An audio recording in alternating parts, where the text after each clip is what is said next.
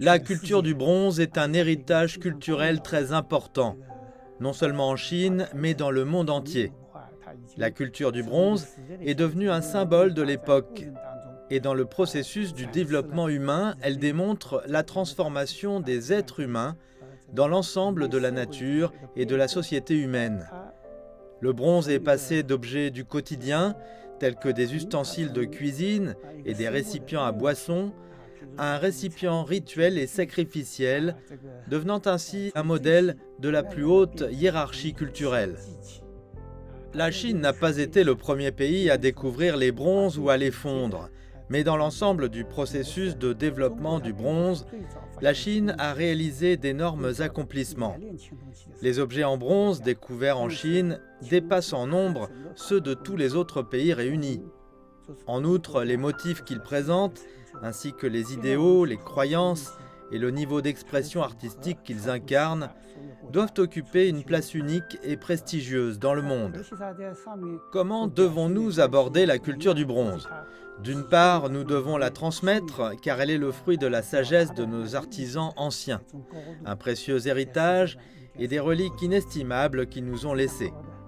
D'autre part, est-ce que notre génération peut sortir du cadre traditionnel des objets en bronze ou de la culture du bronze pour créer des œuvres qui reflètent mieux notre sagesse moderne et nos nouvelles idées? Alors, comment pouvons-nous faire en sorte que la culture du bronze puisse franchir cette étape? Il s'agit de sortir des moules, ne pas être contraint par les moules, mais montrer le bronze dans sa libre fluidité, révélant ainsi son essence. La technique de fonte du bronze permet une parfaite combinaison entre la pensée de l'artiste, sa créativité et l'expressivité de la nature. En effet, dans ce processus libre et fluide, le bronze se superpose, se resserre sur lui-même et se régénère.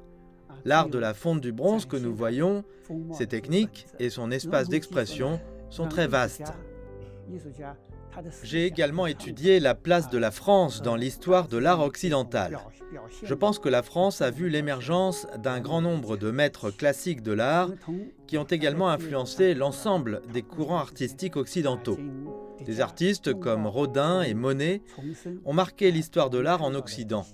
Dans mon étude de ces figures, je crois qu'il ne suffit pas d'explorer et de s'inspirer de leur art, mais qu'il est essentiel de créer de nouvelles cultures, permettant à chacun de ressentir que l'art occidental peut également fusionner avec l'art oriental et ainsi atteindre de nouveaux sommets. Par exemple, Auguste Rodin.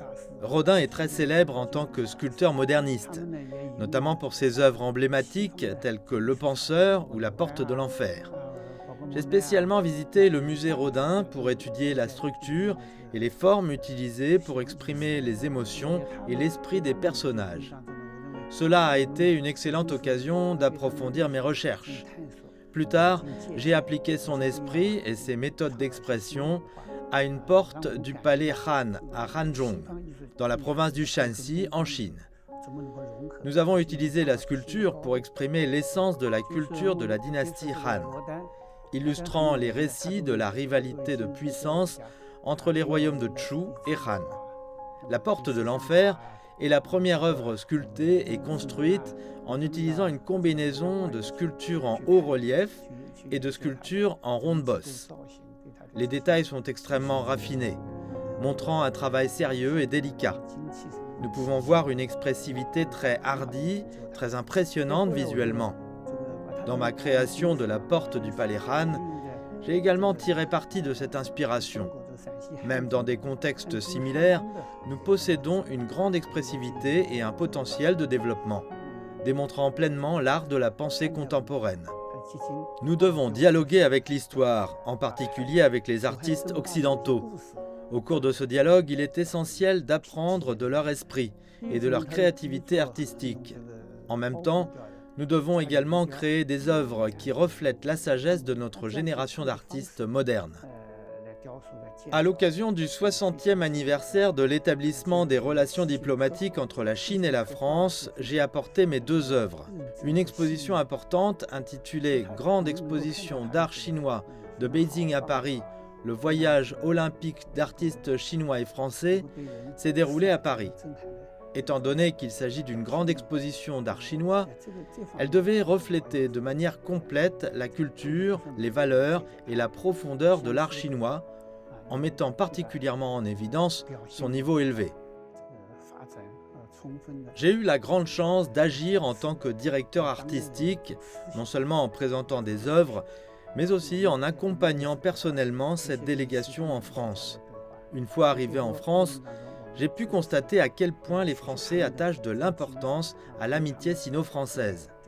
Ce n'était pas seulement cette exposition, mais l'événement global que la France a également y consacré beaucoup d'efforts.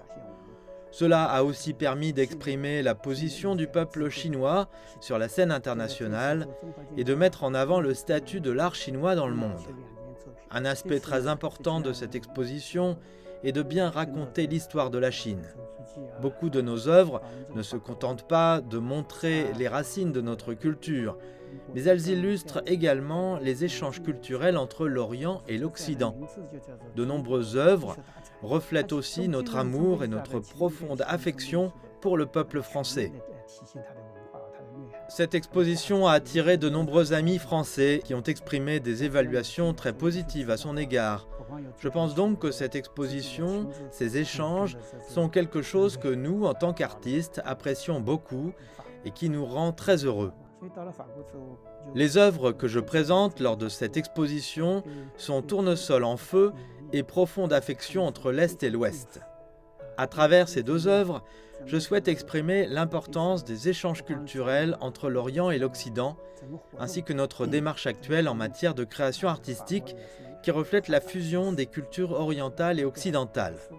Ces œuvres ne sont pas seulement traditionnelles, mais elles expriment également une esthétique moderne et contemporaine. Pour moi, il s'agit de la façon de traduire ces idéaux et concepts magnifiques en une expression raffinée à travers le bronze, en particulier en passant de la surface plane à la forme tridimensionnelle. On peut dire que les artistes français caressent des sentiments profonds envers la culture chinoise. J'ai un ami français qui s'appelle Jean-Paul Desroches. C'est l'ancien conservateur général du patrimoine au musée Guimet. Et il a également été responsable du département des arts de Byzance et des chrétientés en Orient du musée du Louvre. Il éprouve un véritable amour pour la culture orientale. Lorsqu'il a appris que j'étais en France, il a fait deux choses pour moi. D'abord, il m'a écrit un article dans lequel il exprimait ses vœux pour mon exposition qui aurait lieu au Musée national de Chine. Il me connaît bien, surtout mon œuvre « Le chant du riz doré ». Il a dit que cette œuvre l'avait profondément impressionné, en se demandant comment un riz aussi stylé et abstrait pouvait provenir d'une culture orientale. Il a trouvé cela vraiment difficile à imaginer. Il a donc décidé d'interpréter cette œuvre à travers la pensée et les idées des artistes français et a rédigé un long texte en français à ce sujet.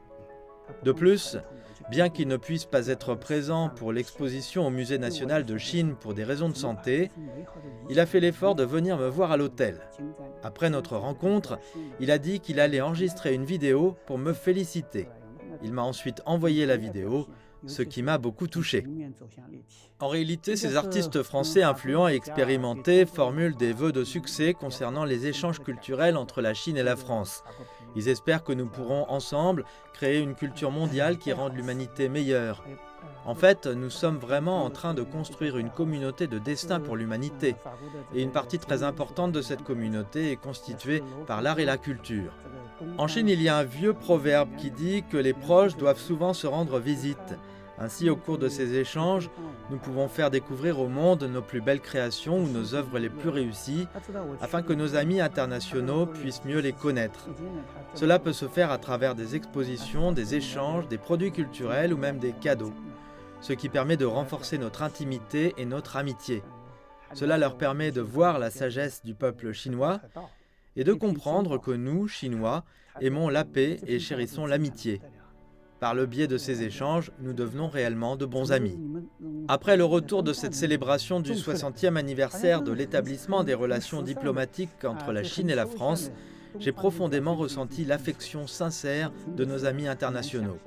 En Chine, je suis Zhu Bingzhen et dans le monde, je suis chinois.